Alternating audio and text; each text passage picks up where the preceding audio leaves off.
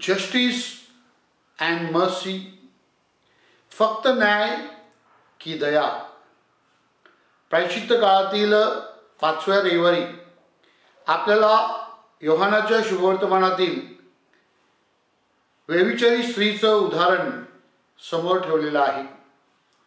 तसं बघितलं तर ह्या व्यभिचारी स्त्रीला पकडण्यामागचा हेतू तिला प्रश्न विचारण्यासाठी नाही किंवा तिचं काय करायचं हे नव्हतं, तर प्रभू येशू ख्रिस्त जो परमेश्वराच्या दयेचा, परमेश्वराच्या करुणेचा, परमेश्वराच्या क्षमेचा अनुभव लोकांना देत होता, त्याला कसं पकडता येईल, त्याला कसं कचाट्यात सापडता येईल, आणि म्हणून त्याच्या पुढे हा प्रश्न निर्माण केलेला आहे. प्रभू येशू ख्रिस्त या बाईचं कसं न्याय करतो ह्याकडे त्यांचं शास्त्री पुरुषांचं लक्ष होतं. कारण प्रभूने जर दगड मारण्यासाठी मोशेच्या नियमाप्रमाणे अनुवादच्या पुस्तकामध्ये अध्याय 22 ओवी 22 प्रमाणे न्याय दिला, तर रोमन अधिकारी प्रभू येशू ख्रिस्ताच्या विरुद्ध जाऊ शकतात. आणि प्रभू येशू ख्रिस्ताने जर दगड मारण्यासाठी नकार दिला तर प्रभू येशू ख्रिस्त हा मोशेच्या विरुद्ध आहे, तो यहुदी नाही, यहुदी संप्रदायाप्रमाणे चालत नाही, यहुदी न्यायाप्रमाणे चालत नाही, अशा प्रकारचा दोषारोप प्रभू येशू ख्रिस्तावर करता यावा म्हणून या व्यभिचारी स्त्रीला प्रभूकडे आणण्यात आलं. परंतु प्रभूने अत्यंत हुशारीने आणि परमेश्वराच्या साह्याने आपल्याला फार मोठी शिकवण या उताराद्वारे दिलेली आहे.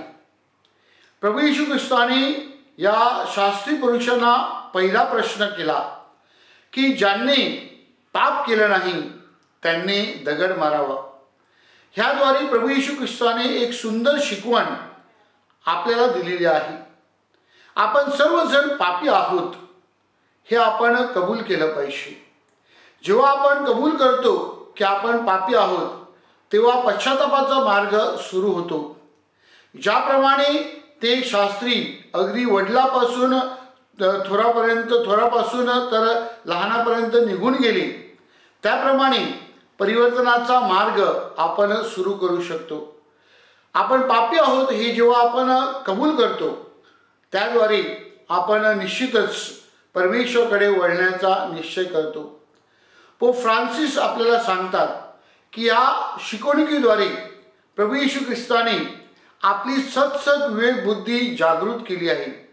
He has awakened our consciousness that we are sinners, we acknowledge our सिनफुलनेस.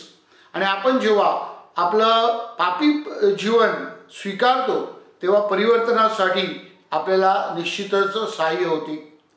दुसरी गोष्ट प्रभू येशू ख्रिस्ताने सुंदररित्या आपल्या पुढे नमूद केलेली आहे.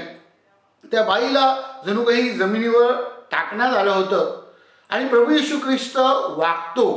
प्रभू येशू ख्रिस्त जमिनीवर जणू काही लिहायला लागतो.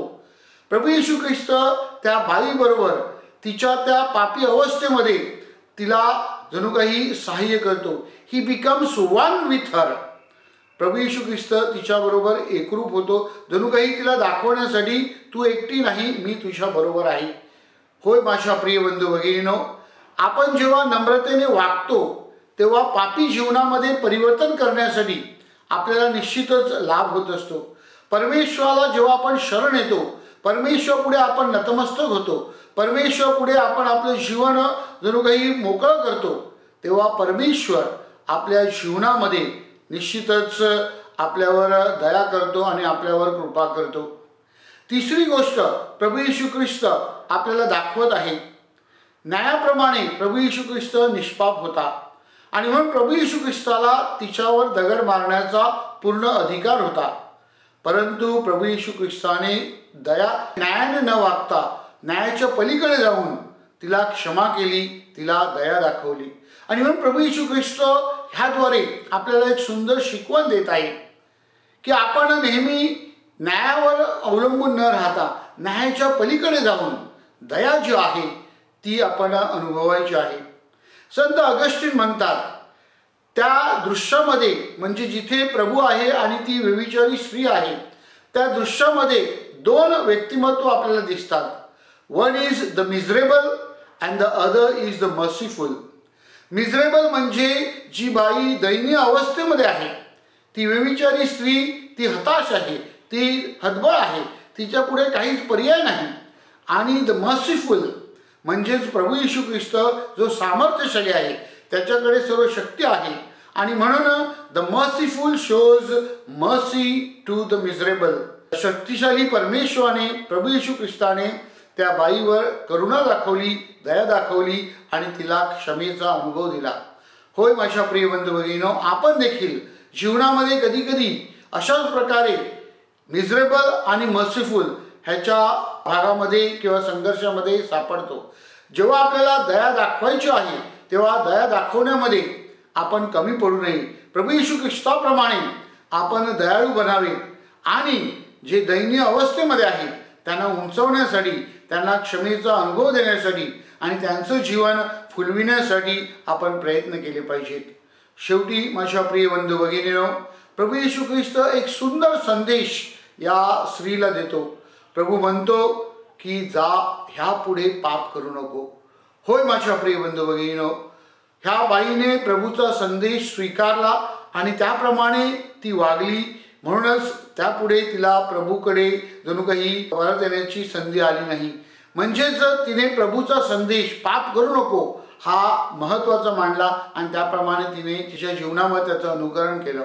आपण देखील आपल्या दैनंदिन जीवनामध्ये प्रभू येशू ख्रिस्त आपल्याला हाच संदेश देत आहे, ह्यापुढे पाप करू नको.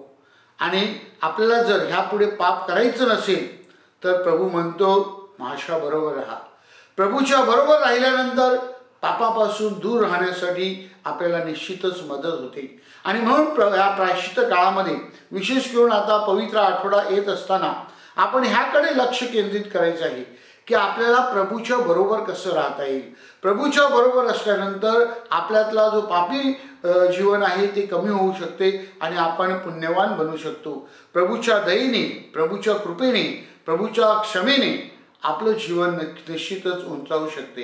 ह्या दिवशी आज आपण त्यावर चिंतन करूया की प्रभूने आपल्याला सांगितलेलं आहे केवळ न्याय नाही, not only justice but be merciful. प्रभूने सांगितलेलं आहे माझ्याबरोबर राहा, म्हणजेच तुम्ही निश्चितच चांगलं जीवन जगाल, निष्पाप असं जीवन जगाल. प्रभूने म्हटलं आहे जसं मी वाकलो, नम्र झालो, तसे तुम्ही नम्र व्हा, म्हणजेच परमेश्वराला शरण या.